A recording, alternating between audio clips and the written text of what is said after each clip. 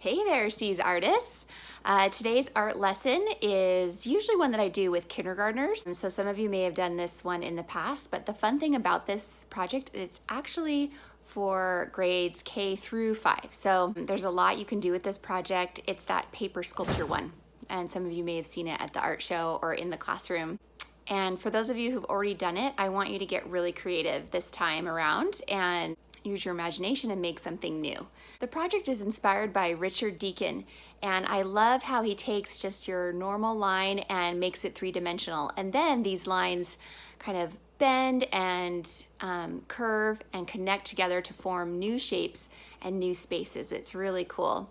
And I also love how he uses a variety of materials. He uses steel, wood, ceramics, resin, and even paper sometimes. As you watch this video about Richard Deacon that I've put together, I want you to answer 3 questions. 1, what object is it that he saw in the grocery store that made him think of the idea for these sculptures? The second question is, what does the word fabricate mean? And the third question is, you'll see in the video that Richard uses all of this variety of materials. And so the third question is, what kinds of materials can you find around your house that you could use to make a sculpture? All right, I hope you enjoy this video, and I'll see you back in a minute. I'm Richard Deacon, and we're talking in the ground floor of my studio with my wood store in the background. I often used to call myself a fabricator, someone who makes things, but to fabricate is also to make things up. A fabrication in a straightforward sense is a piece of built material, but in a fabrication in another sense is a story. That double meaning of fabrication I thought was a kind of a useful ambiguity to maintain. Large, heavy shapes that somehow appear weightless. The sculpture's shell looks like a skeleton, its interior on display. Even though they're made of steel, these sculptures have a certain grace to them. As stripped down as they appear, a lot of hard work went into their construction. Many of the exhibits in Hanover's Sprenger Museum were made in Richard Deacon's London workshop for wood. He has other workshops for materials like steel or ceramics. Experts say he makes art out of voids. He got the idea when he was out shopping. Looking at this Swiss cheese, then the question arises, what happens if the holes get so big there's not so much cheese there, and are the holes also the cheese? There is some sense in which they are the cheese. I began to think, well, what would it look like if you packed as much hole as you could and still had something that was physical? I'm a bit of a collector. Marge Simpson's hair, rolls of tape says do not use. I'm a naughty boy. Bones and real things down here. These are my children's toys that I've stolen. There is an order to it. Actually, I don't know whether it looks ordered or not, but there is an order to it. I think there's a very close connection between language and material. Language almost shapes the world, as it were, kind of gives them their edges. You experience it often as a kid. Things lose their shape and they become a little scary because you can't kind of identify them as to what they are. When I first started working in different materials, it's partly to do with love and wanting the material to be equal in status and wanting the material to have a presence in the meaning of the work. It's kind of physical fact. But equally I felt that the material had a role to play as well as the form, and that if I only made work in one material, then the material just becomes the medium rather than a part of the message.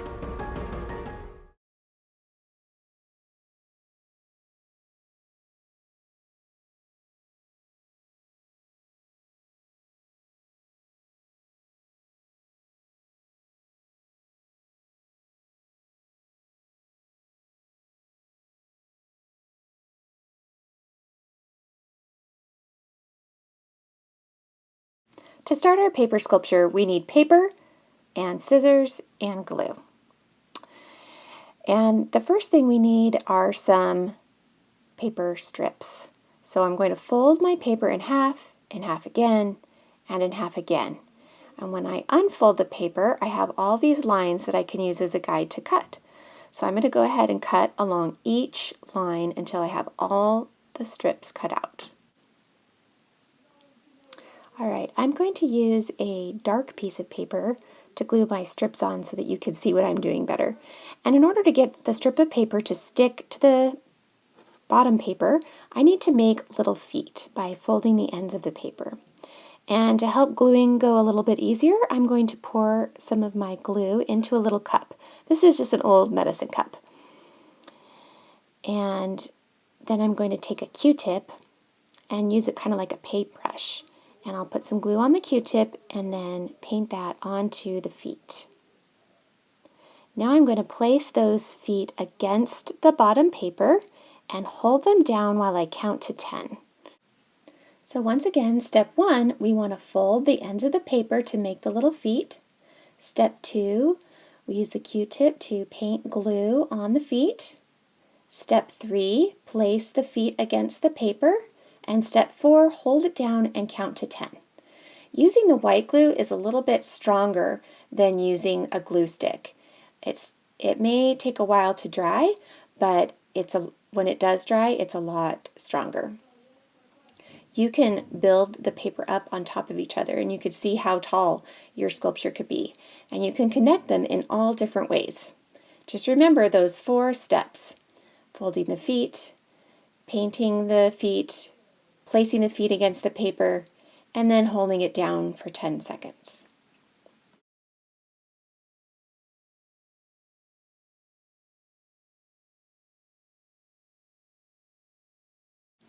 The fun thing about these sculptures are there's so many different ways to put the paper together.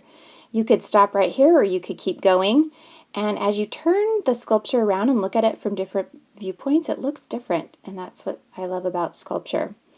We don't have to just use white or all the same color. We could also use lots of different colors. It just depends on what you have at home.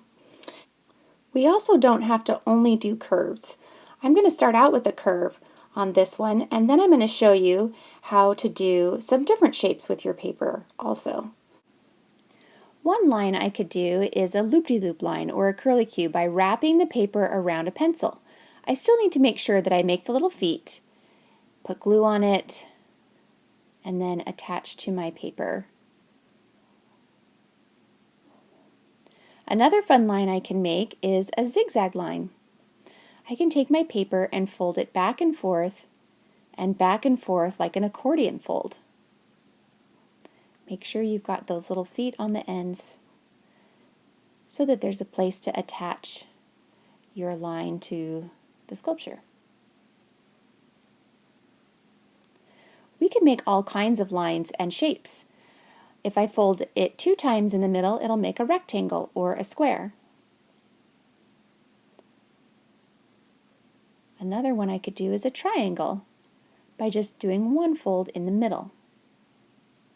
There are so many different fun lines that we can do with this paper, and I want you to have lots of fun experimenting and trying all different kinds of lines and colors, and you can see how tall you can make your paper sculpture. You can see how many pieces of paper you can put all over the base. You could try and make something realistic looking if you want to, or just have fun putting the shapes on there.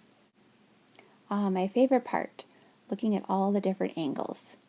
Did you guys ever look around your house for some other items you could make sculptures out of, like Richard Deacon did? I made this one out of tin foil and a popsicle stick. Here's another one out of tape and straws. I made kind of this little bug out of clay and toothpicks. Here's another sculpture using pipe cleaner and tin foil. And this one's using pipe cleaner with clay. I can't wait to see your sculptures. Remember to either fill out the form, send me an email, or tag me on Instagram. Have a good day. Bye-bye.